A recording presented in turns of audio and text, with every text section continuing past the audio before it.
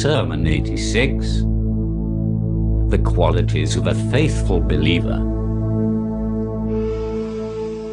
O creatures of God, the most beloved of God is he whom God has given power to act against his passions, so that his inner side is submerged in grief, and the outer side is covered with fear.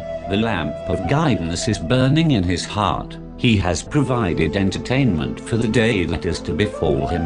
He regards what is distant to be near himself, and takes the hard to be light. He looks at and perceives. He remembers God, and enhances the tempo of his actions. He drinks sweet water, to whose source his way has been made easy. So he drinks to satisfaction, and takes the level path.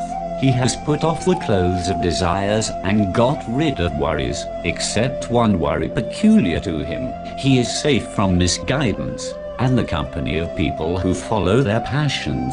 He has become the key to the doors of guidance and the lock for the doors of destruction. He has seen his way and is walking on it. He knows his pillar of guidance and has crossed over his deep water. He has caught hold of the most reliable supports and the strongest ropes. He is on that level of conviction, which is like the brightness of the sun. He has set himself for God, the glorified, for performance of the most sublime acts of facing all that befalls him, and taking every step needed for it.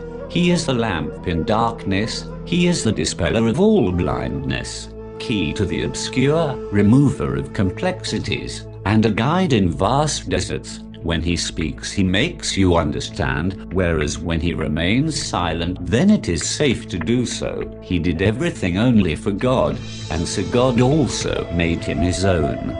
Consequently, he is like the mines of his faith, and as a stump in his earth, he has enjoined upon himself to follow justice. The first step of his justice is the rejection of desires from his heart. He describes right and acts according to it. There is no good which he has not aimed at, nor any likely place of virtue of the Quran. Therefore the Quran is his guide and leader. He gets down when the Quran puts down his weight, and he settles where the Quran settles him down.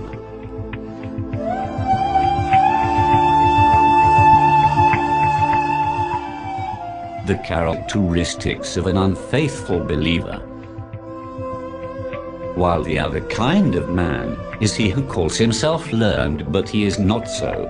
He has gleaned ignorance from the ignorant, and misguidance from the misguided. He has set for the people a trap made of the ropes of deceit and untrue speech. He takes the Quran according to his own views, and right after his passions, he makes people feel safe from big sins, and takes like the serious crimes. He says that he is waiting for clarification of doubts, but he remains plunged therein, and that he keeps aloof from innovations, but actually he is immersed in them. His shape is that of a man, but his heart is that of a beast. He does not know the door of guidance to follow, nor the door of misguidance to keep aloof therefrom. These are living dead bodies. About the descendants, itra, of the Holy Prophet.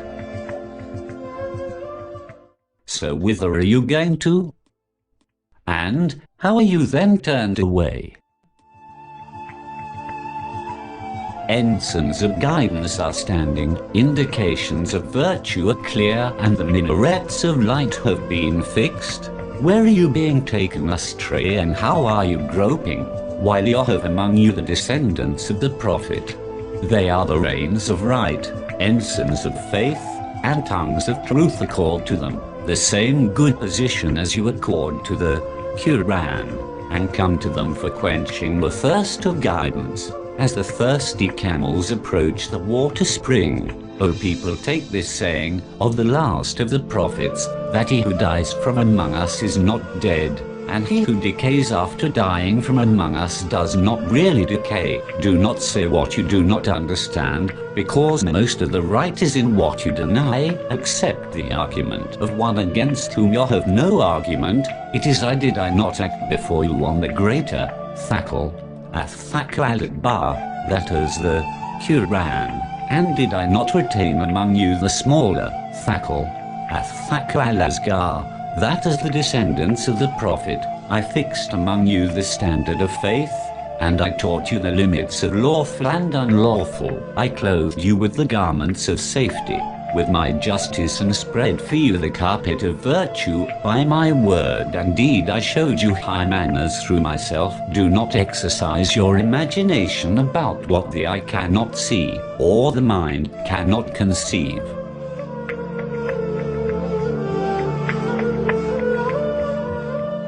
A part of the same sermon about Banu Umayyah. Till people begin thinking that the world is attached to the Umayyads, would be showering its benefits on them, and lead them to its clear spring for watering, and that their whip and sword will not be removed from the people. Whoever thinks so is wrong. There are rather a few drops from the joys of life, which they would suck for a while, and then vomit out the whole of it.